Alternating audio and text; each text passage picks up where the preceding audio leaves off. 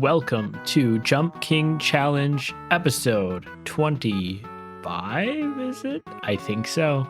125 falls. It's been some time, and I'm excited to find a new peak, maybe. The first thing I'm going to talk about is some performance metrics, thumbnails, etc. Obviously, you've noticed I've been falling off in terms of views, going from double digits to single digits or whatever, which is not a big deal. But the reason for that, I think, is kind of twofold. One is that was just bad footwork. One of those is just that it has been longer videos, so people have less time to watch them probably. Secondly, thumbnails. I didn't do thumbnails for some of the most recent videos, and my thumbnails are not like spectacular or anything, but they are thumbnails. And they tell you what the video is about, which means some people click on them. And I partially, on the first time that it happened, it was kind of aligned with my sort of medical crisis. So I just left it that way because of lack of time. And then I decided, because I saw how badly it performed, I thought to myself, oh, okay, maybe it has to do with the release date, also could be a factor. But I thought maybe it's the thumbnail. So I decided to try that, to see, is it the thumbnail? And I think so. So starting with this episode, and I'm sure you'll see other content from me as well, I'll always have a thumbnail. Good to learn that. Maybe I also need more catchy titles or something, I don't know, but thumbnail's definitely a factor.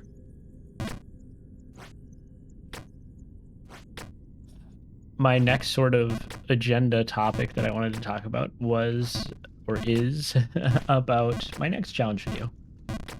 I mean, I think the writing is on the wall with Jump King. I think we're almost to the end, even though this start is my worst start in a long time.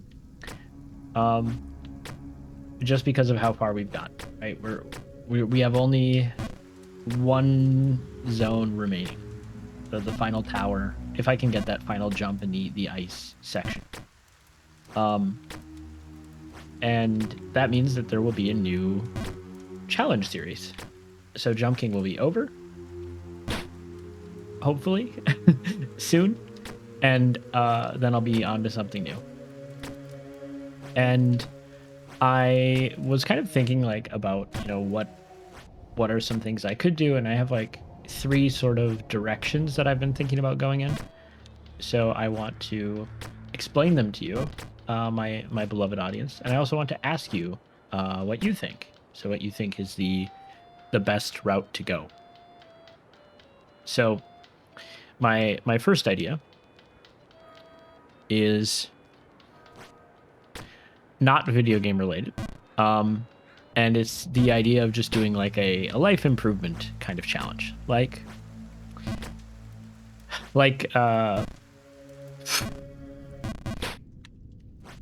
doing couch to 5K, or doing some kind of I don't know, art challenge or something where I kind of learn a skill, or maybe learning how to play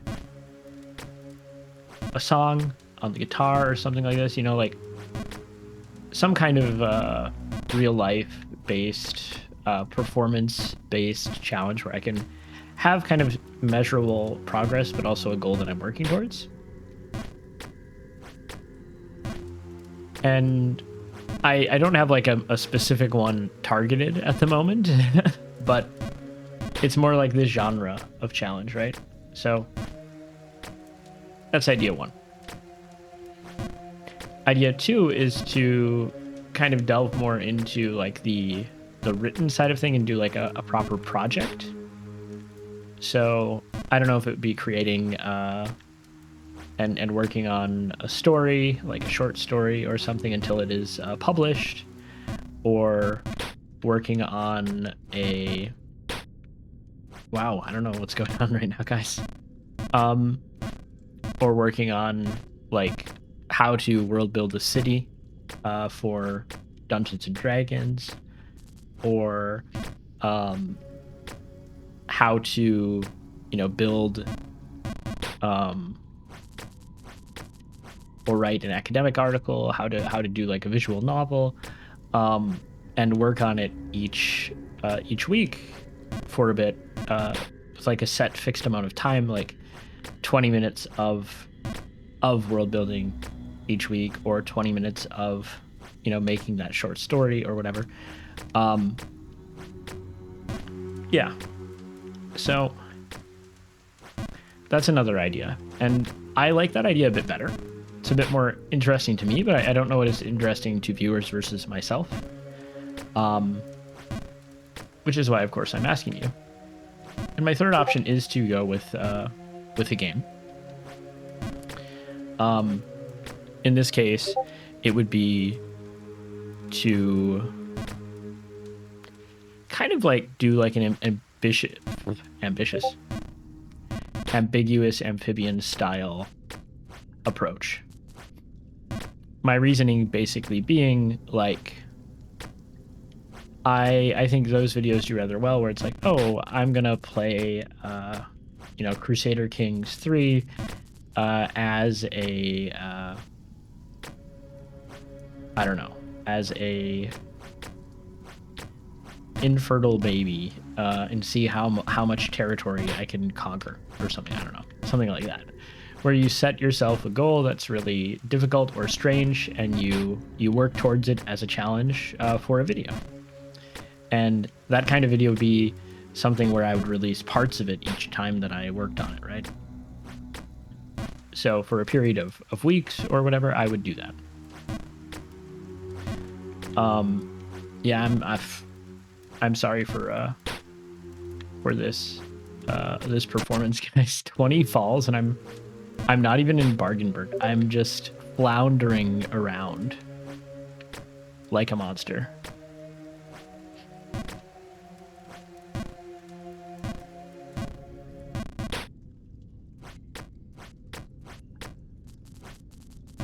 I think it's just honestly because of the delay. I haven't played that much recently. And also just maybe I'm just not on my game today. For some reason, I'm a little in a funk or something, I guess. But hopefully it will kind of alter a bit. But some of it I think is psychological, where I'm kind of making one mistake and then I'm just making it again, like that. What was that? So we're gonna be methodical. This is a big jump, small jump, medium, big jump.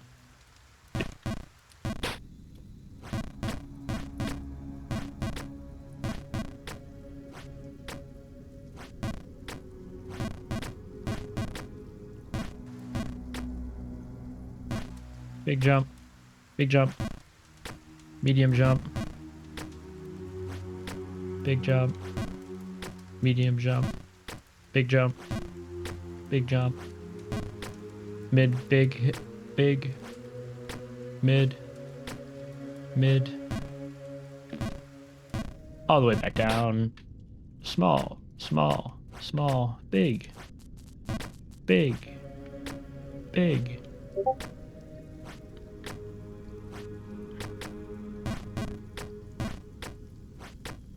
I have a bunch of messages from one of our guests, from one of our favorite people, Dale. So I'm gonna check them out really quick because I want to know.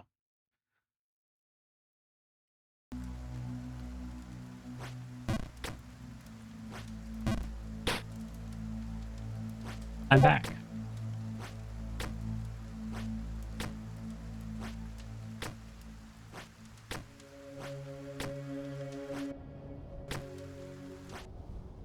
Look at me locking in, guys.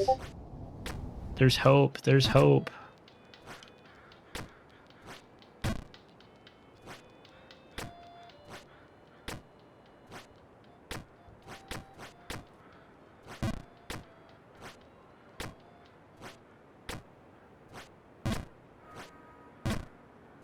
First time. Ah! You know, sometimes you just kind of want it to work on the first time. You know it won't, but you want it to. But it's a hard jump. That was way too much power. I should have straightened that out.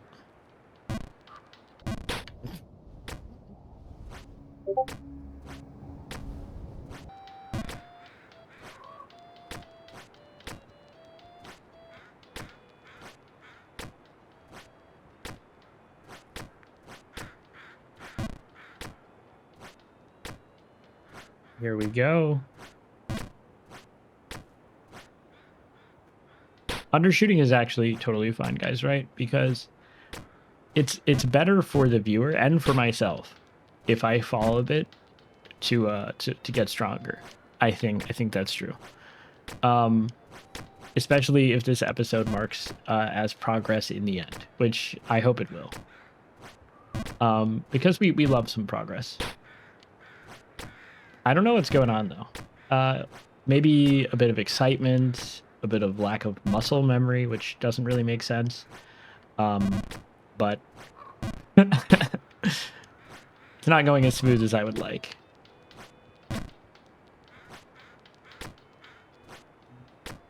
I wonder if part of it is I've actually tried to record this video once before, about a week ago, and it was going pretty well in the gameplay, but I didn't have the energy or the talking, and it was kind of a miserable video.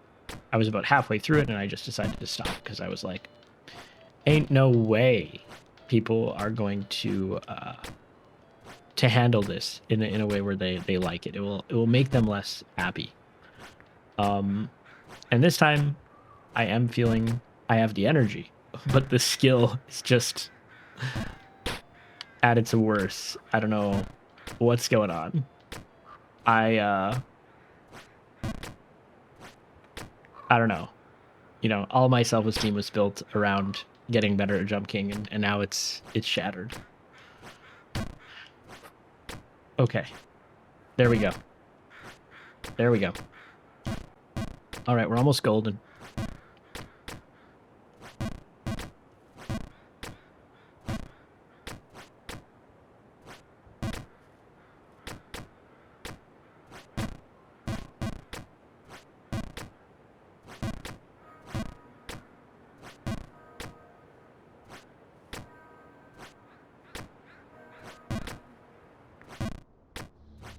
It's a bit silly because I did like a little practice warm-up run before this, and I was in the Windswept Bluffs at like 10 minutes easy, and I fell less times.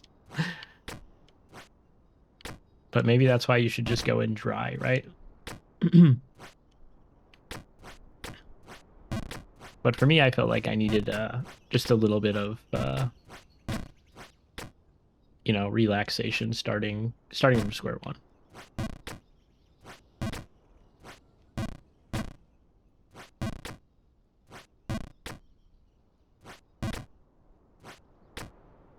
There we go, guys.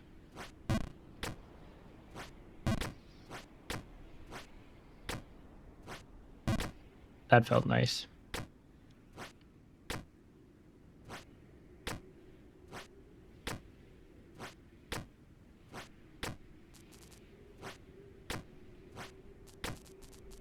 Yeah. I mean, the beautiful thing is once you're up here, it's really hard to mess up, right? In terms of like falling all the way back down.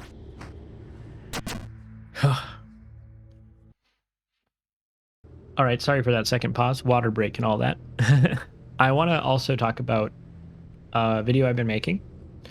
Been making a video on the game The Bathhouse, which it's a big Japanese horror kind of vibe, recommended by Yulia, one of our lovely commenters and special guests. And I've been going through it, and it's a very spooky vibes kind of game. It's not like terrifying to me, but it's very different for me to play something like that in general. I don't usually play horror games, and when I do, I usually don't play them alone.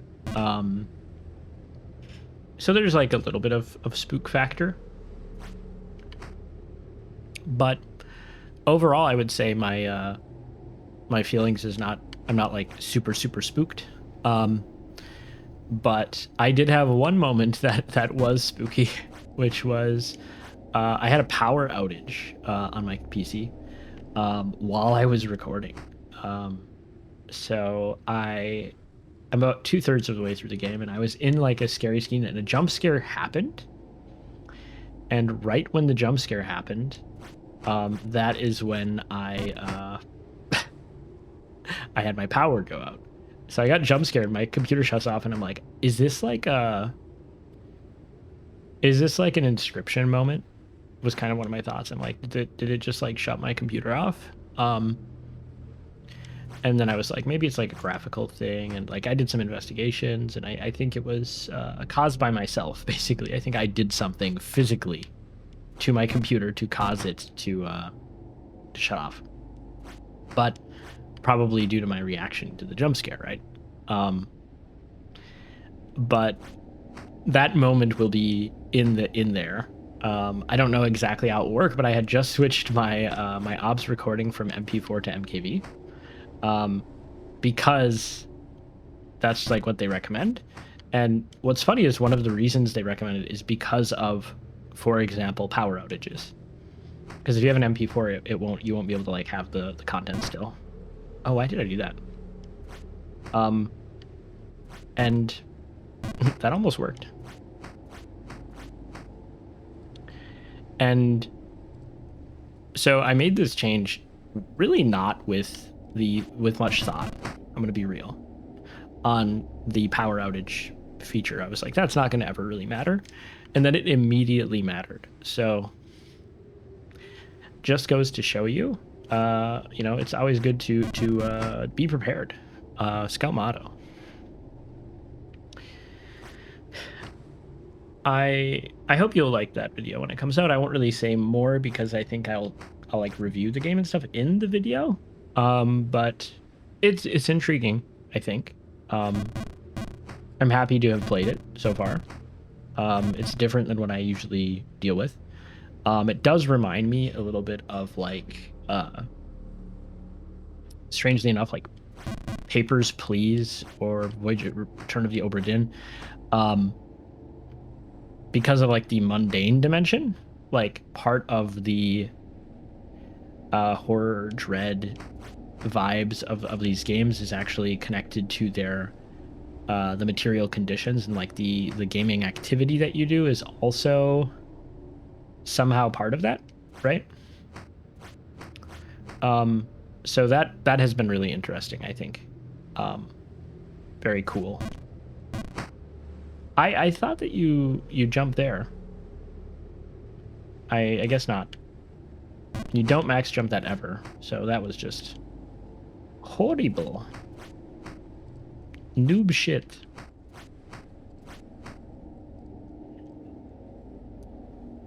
Next, I wanted to talk about D&D. I'm running 2 D&D campaigns right now. One of them is Curse of Strahd. One of them is set in my homebrew setting on an island called Savo. And in the homebrew campaign, I debuted like a mechanical system that I've been working on for more than a year. And the kind of origin story of that system, which I call the Fate system, not to be, you know, misinterpreted to be connected to fates themselves. But it just felt like a fitting word. Once I explain the system, maybe you'll agree. But I was inspired mostly by Baldur's Gate 3 and how Baldur's Gate 3 has these NPCs that you love. And one of the reasons that you love the NPCs is they have some kind of condition that makes them really unique, that makes them interesting, that gives them that added bit of flavor. And, you know, for Astarion, it's being a vampire. For Gale, it's the, you know, magic item eating sickness. Girls love that. And, you know, for Karlach, it is the infernal engine part. everybody has some kind of thing going on. Shadowheart has her memory loss. Lae'zel has, the cult thing going on. Everybody's kind of got something special in their life. And that is part of what makes these characters interesting, heroic, somebody we want to engage with, and so on, right? And look at me slowing down and just acing that stuff, right? Like, if I just chill, things are all right, to be honest.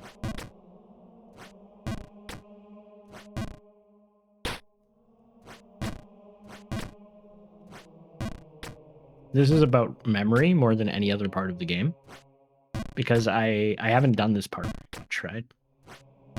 So I just kind of have to be like, okay, what do I think happens? I bounce off this one, I bounce off that one, bounce off that one, bounce off this one, bounce off this one.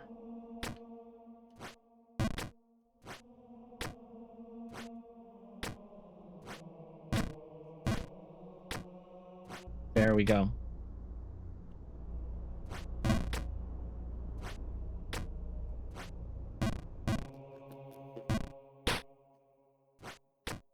Now, I've explained the origins of my idea, but I haven't explained the idea.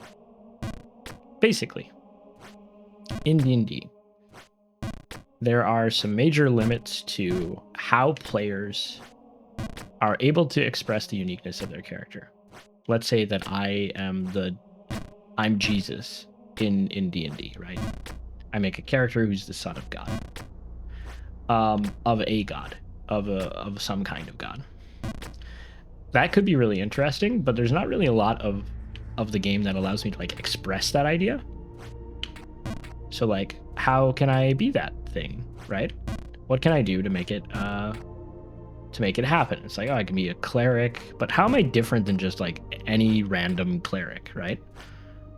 And that's one of our issues in D&D that we face, is like, unless you play in like a Greyhawk low magic setting, your characters are just like other leveled characters, right?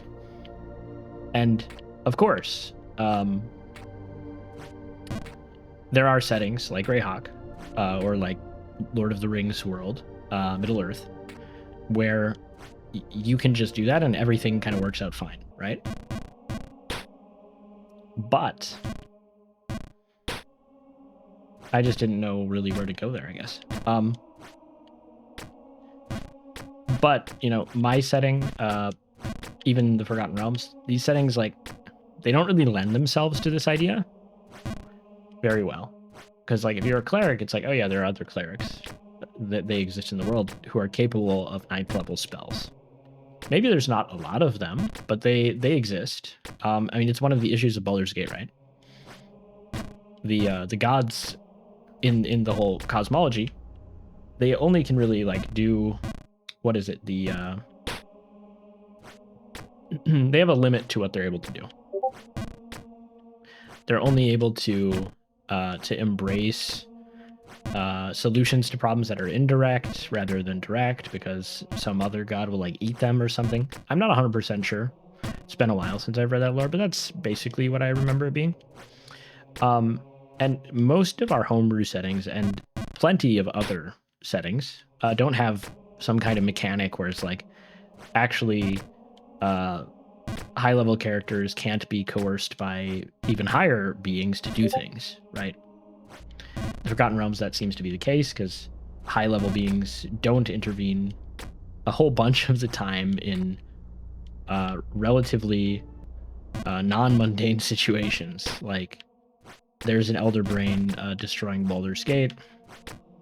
There's no high enough level characters in Baldur's Gate, a city with a massive population, who will actually do much to solve the problem, except for those that the party gathers or has allied with. That's obviously not really a spoiler, but it could be considered one, I guess. and in a sense, we have this difficulty in making characters who are not just player characters, but are like main characters in the world, who are genuine heroes, who are heroic. And I think Baldur's Gate answers this by giving people these interesting conditions that also have mechanical benefits, right? What was that? We're at 58 Falls. Astarion being a vampire, right? He gets a vampire bite ability, and it gives him like +1 on all ability checks and attacks and so on. In D&D, that's a huge bonus. That's better than an uncommon item because it's like multiple uncommon magical items at once. And in Baldur's Gate 3, you also usually have multiple rare or better items that don't require attunement that give you additional effects as well. So you have like all these things that make you into this more powerful, more main character style character.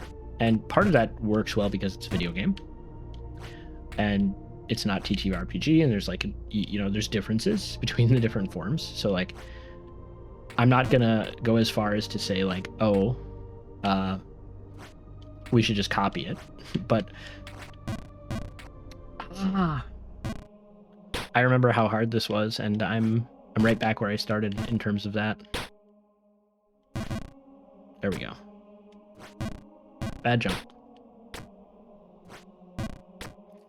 So my fate system is meant to articulate that roleplay potential, but it's also meant to fill an issue in D&D 5, because I play not in 5.5 or 5.20.24 or 5.1, depending on what you call it.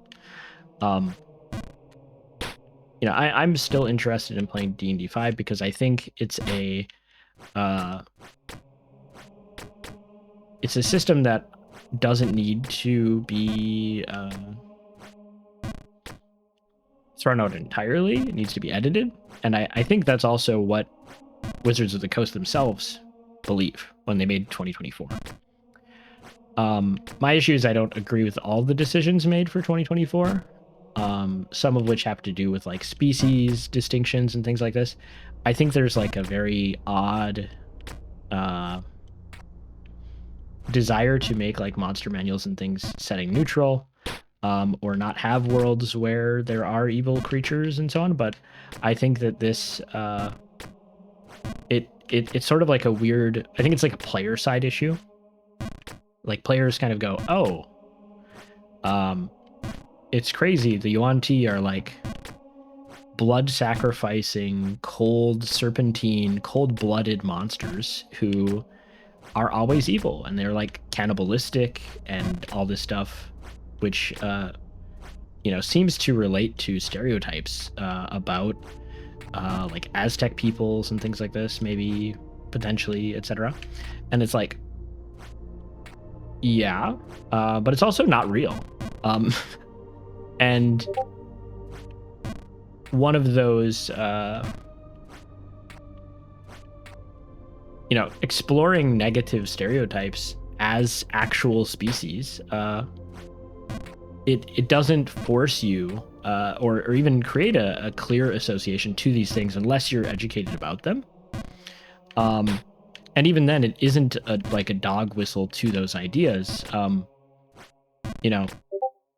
The idea that cannibalism is quote unquote savage or bad or inhuman is still regularly considered to be a normal belief, and for good reason, right?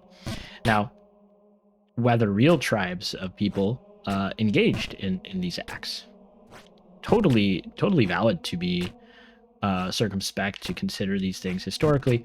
But I think giving the representative power in fictional settings to, Yuan-Ti, were they inspired by Aztec peoples? Were they inspired by the negative stereotypes around them? Were they inspired by ideas of cannibalism, or were they inspired by ideas of the snake, which the Yuan-Ti are snake people? They're cold-blooded killers with cold blood. They're cold. They have the reptile brain, because the reptiles. Of course, you can kind of do like a representative spin and be like, well, the associations they clearly come from these cultural manifestations. But I think any negative culture, any culture you make that has negative elements to it, is going to find itself represented by our limited human understandings, in the actual human world, and that doesn't reflect on those cultures. It can, but I don't think that we should assume, for instance, that all culture is good culture, right? If there's a culture of monstrous cannibals who don't believe in emotions and have this very toxic masculinity to them, that's a perfect way to explore themes of feminism in your campaign, themes of emotional vulnerability, themes of emotion versus rationality, conflict, etc. Even engaging with the idea of cannibalism itself. Sorry, I had a sneezy. All this to say, there are things I had issues with in the rehash of some of these kind of like culture adjacent criticisms that I don't think really make sense in fantasy. I do agree with like changing the term race to species, but I also think that anyone who is aware of fantasy understands that fantasy races refers to species. So I think there's like a bit of disconnect between like people who are part of fantasy circles versus people who are not and who have recently come into them, and those end up being kind of semantic battlegrounds. And ultimately, I'm always for better, more precise language when it comes to official things, but I also think we should always be patient, forgiving, kind, and give people the benefit of the doubt, and to think about how usages are what usages actually mean. Like, what is the usage? What is its meaning? What is its intention? Because those are key bits of communication.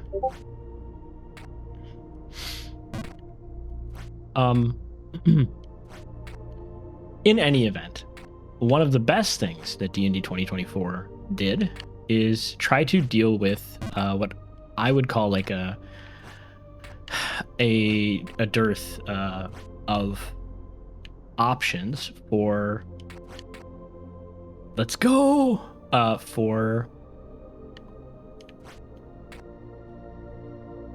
trying to remember what to do, guys. A dearth of options for certain kinds of casters. No, certain kinds of marshals.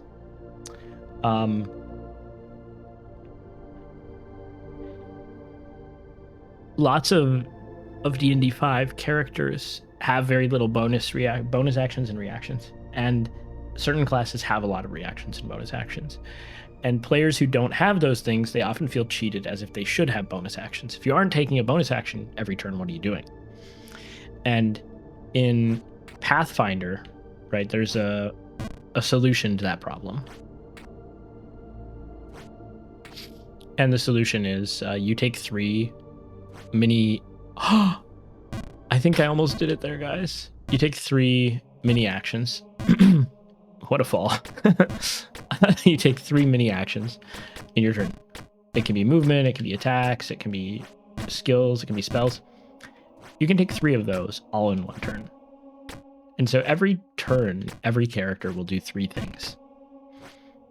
Now, this is how things should kind of work in D&D 5, in my opinion, and in the opinion of many players. Many players believe they should be able to do action, bonus action, move on their turn, and 1 reaction during another player's turn. I don't have any empirical data to back this up, but from anecdotal experience, this is very common to hear my players go, I can't do anything else, or that's all I can do, or no bonus actions, I don't have any. And in some cases, this is true. They don't have any options. In some cases, the players are unaware of their actions that they can take, because there are plenty of bonus actions raw that you can do. Raw meaning rules is written. But even then, there's still a limited pool. Certain classes have bonus actions that are just really good that they use all the time. The Bard, pumping out inspiration. Paladins, constantly smiting. You know, there are these classes that are built around these ideas, basically. Is my positioning wrong there? That was a max jump, I thought. 80 falls.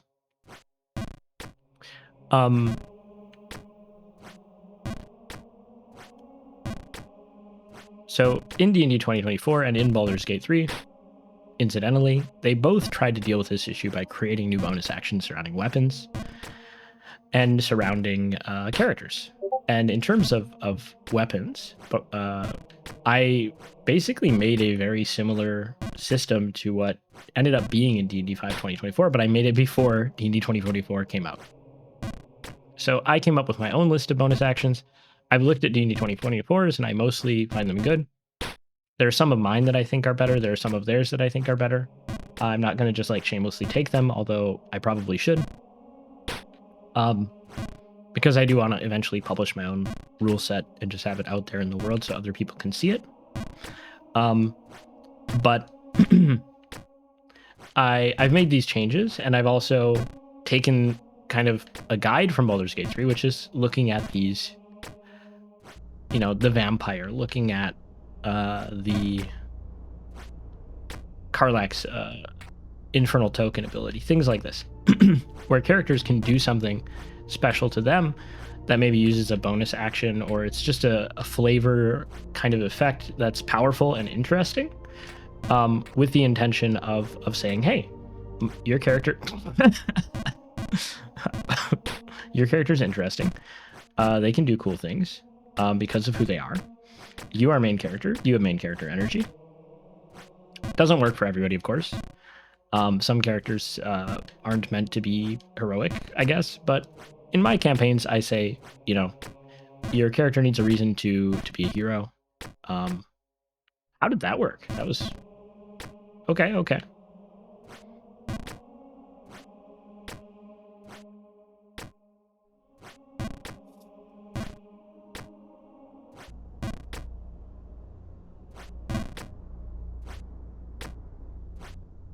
So what did I do?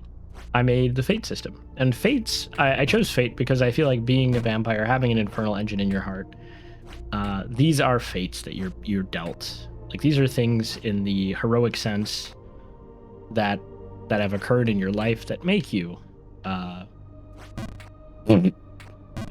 what the fuck? I'm like having such a clean run sometimes, and then something like that happens, and I'm like, what are you doing, dude? I don't know if anything can be done like that. No, not really.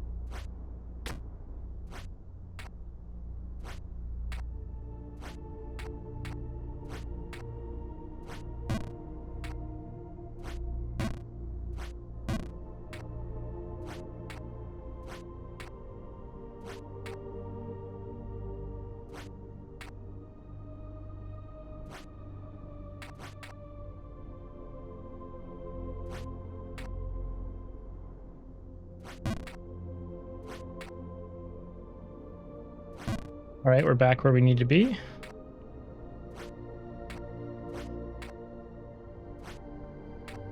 I guess my question is, do you have to do it from down below? Like, is it a max jump or something? Or can you just kind of straddle the line here until you get up there? That was too much. Too much gas. It's kind of funny because it's these little jumps that'll get you, right? Again and again. I got so distracted from my topic. So fates are a system that tries to create bonus actions and reactions. And the idea is that each of them gives your character a heroic benefit, something that really makes them unique and also gives them main character energy. In my Savo campaign, the characters interacted with a machine. This machine does something really cool for plot reasons that I can't explain yet, just because some of my players watch these. But to say the least, it has changed them. And now, mechanically, their characters will change throughout the story, partially based on how they engage with this phenomenon that's happening. Their fate, if they how they deal with their fate, basically. It's not a question of like they need to do something to progress, but though there are ways to like speed that up. But it's about the dialogue and characters' relationship to that fate. Just as with Astarion, you can kind of bring him into two different outcomes or more by the end of the story, engaging with his vampirism, some of which give him additional powers. So too do the fates do this, but they crank it up to 11. Every fate has 4 tiers. Initiate, beginner, adept, master. With the main idea being that a person's fate will grow alongside the story progression. Doesn't have to be tied to levels, although I do offer some level guidelines to people who might do this who aren't me. But there's just this idea of adding these bonus actions, reactions, and truly just game-changing different mechanical approaches to D&D, different emphasis on gameplay that opens up different social opportunities, RP opportunities, combat opportunities, and also gives the character something where they go, wow, I am fucking special. I'm the only person in the world, maybe, who can do what I can do. And I'm not just one fighter. I don't have like reskin monster attacks. I have some things I can do that other people cannot do, even at a lower level. An example is the Corrosionist, who is about poison and acid in one sense. Just from the title, you can kind of tell that. And they have things like poison damage that they can just apply on hit when they hit. And it's like flat. So they just have like a flat bonus, and that sounds very, run of the mill. But one of their other abilities that they have access to allows them to cause poison damage to burst out as like acidic clouds. 100 falls. And in doing so, they are able to do like AoE damage that's very low, but it can happen multiple times at once for every character afflicted with poison damage, or the poison condition or something like this. As a result, it changes how or shifts your gameplay approach. You don't focus on one creature like you normally would in D&D 5. If you're playing optimally in combat, you usually just always try to take down one enemy at a time. You try to remove the actions that the enemies can take, right? Every time you kill one enemy, you remove one of the actions that's taken against your team, so you have an advantage. Now, in this build, whether you're melee or a spellcaster, you're incentivized to do the opposite. You're incentivized to kind of swap your approach a little bit and to think like, oh, if I do maximum AoE damage, I open up the opportunity to sorry, I'm locking in. I'm not locking in. I'm locking out. to do meaningful damage in combat. So it changes your strategy. And suddenly that AoE damage might be better. You might be doing a lot more by, instead of targeting the same enemy each time in combat, you target 2 different enemies, or something along those lines, and you try to spread your poison around. There are also other ones that I've made that are devised around, like the 7 deadly sins and the 7 virtues. And they have like fundamental mechanic changing approaches as well. If you're a master level of envy, you're able to actually swap stat blocks with enemies. You can take some of their features and swap them. So there's like a strange benefit to your dump stat, and you can kind of be like, oh, I'm a wizard who has no dexterity, and now I'm going to capitalize off of that by giving them my dexterity. I take theirs, and I whip a fireball at them. Suddenly, they are experiencing the mobility of my my klutzy wizard, and they will now reap the negatives. You know, things like that are interesting, and they change how we play the game. It also means that villains can be given fates that have then these really unique mechanical distinctions. If you face an enemy with a fate, you're suddenly going to be unsure of what they can really do. It's not going to be your usual, it's a chunk of health, it has legendary actions and resistances.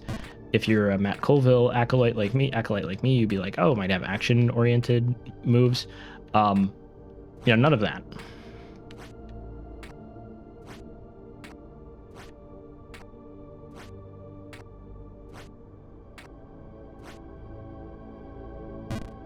How do I do it?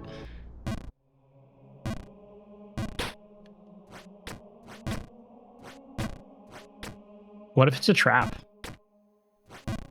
What if it's just a lie and it doesn't work?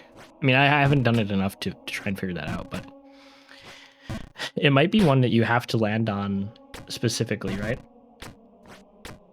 I'll have to think about this. So anyways, the fate system is something that gives you these bonus actions, reactions, new ways to play, new ways to buff your character, new ways to make your character more interesting. And I am playtesting it with my new campaign. So I'm very excited to see how these rules pan out, whether they are balanced, whether they work with each other well, whether it creates tension, problems. And I'm also interested to see how characters respond to their fates, because I think it already, just from the initial scenes where they began having their relationship with their fate, everybody had a really different response. One of them completely embraced their fate right out the gate, for example, and it's fascinating. It's really cool, and I'm excited. On Sunday, we're going to be having our first session since then, and we'll see some of the aftermath, and people will maybe be dealing with their powers a bit, and we'll see how that goes. So I'll keep you posted in videos where I'm just talking about things. But I'm very excited. I'm intrigued. I'm fascinated. I'm ready. Yeah. 15 falls to go, guys.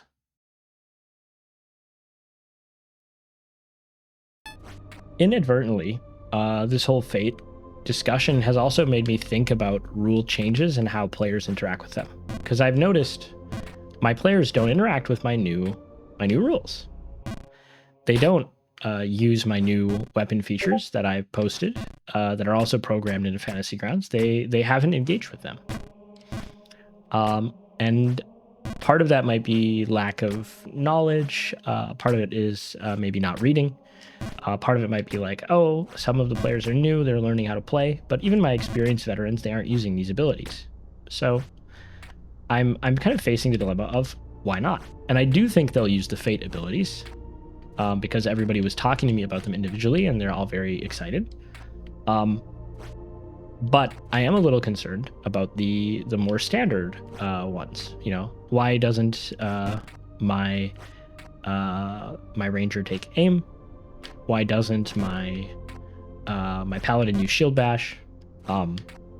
Etc. Etc. Etc. And so these are kind of questions that I have to grapple with, try to understand. I mean, there's no way I can make it all the way to the right. Right? I mean, I could try.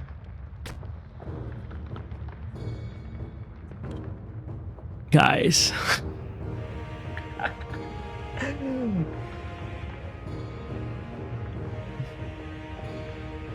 That's the dumbest thing in the universe. So does it shake only sometimes?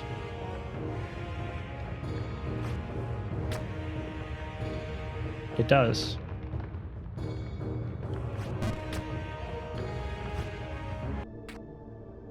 Oh shit. I mean, we just solved a big mystery.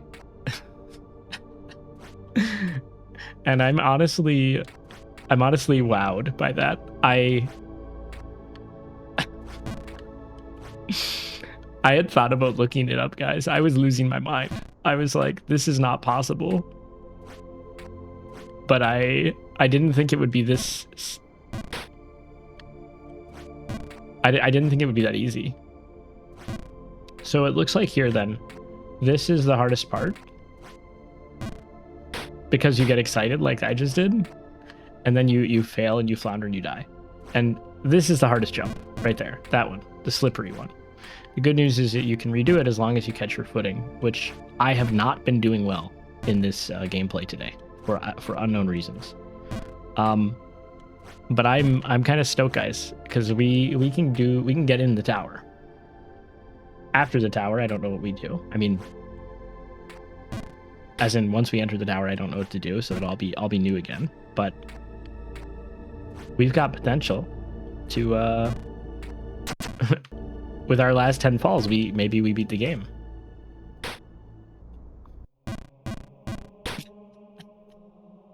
With our last 8 falls, maybe we beat the game. Oh my god. I'm so happy though. You have no idea. Holy hell. It was that simple.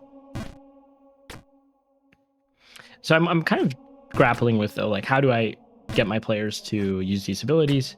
And my thought is like, I need to give them information sheets, but I need to work on information sheets. That's going to take time. It's going to take effort. It's going to take lust, desire, which I don't have, but I will find a way. I will make it happen. And I'm actually just kind of thrilled to be playing D&D. I really like my party. I also like my COS party, don't get me wrong. But the scheduling and so on for the Sava mostly has been really good. There's a lot of buy-in in terms of RP from the players that I feel like is going to be consistent. I don't think it's like a case where people's interest is going to wane. I feel like they are taking interest in the story and in the world building and all this stuff. And I'm really lucky to have my world builder as one of my players. And he is deeply motivated he understands how I think in terms of D&D preparation. And I also have my older sister, who is my most frequent player, right? My player who's been in the most different things with me. She's been in my very first ever D&D game, which was just with her and my little brother. She's been in one of my first 5e campaigns, which was like a villainous campaign. She's been in a duo Curse of Strahd campaign with her wife. Like, she also knows how I think, but from like a player side. Whereas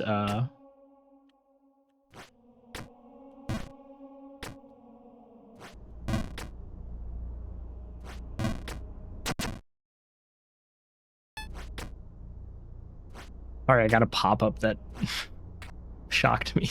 I was like, what is this? But my point is, I have these players who already are really invested in my lore, and they're finally kind of brought together because they've never been together on something that I've worked on. And we only have 2 falls left, and I also feel like the new additions and the veteran from Curse of Strahd who's playing in Savo are bringing this kind of interest to the world as well.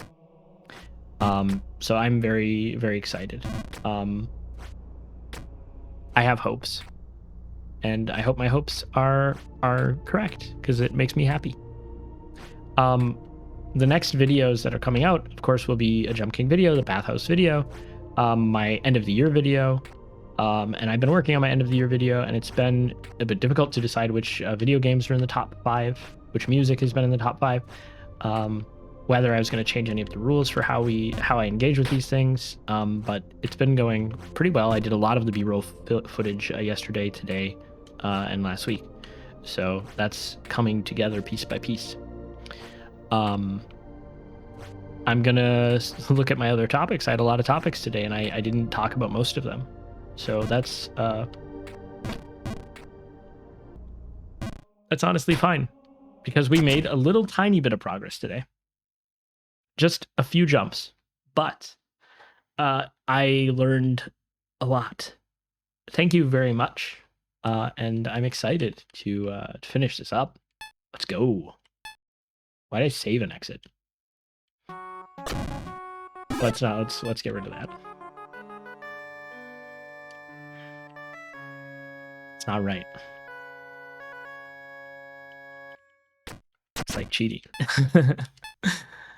Thank you very much. Have a lovely time. Subscribe, comment, please. I want some listener questions to engage with.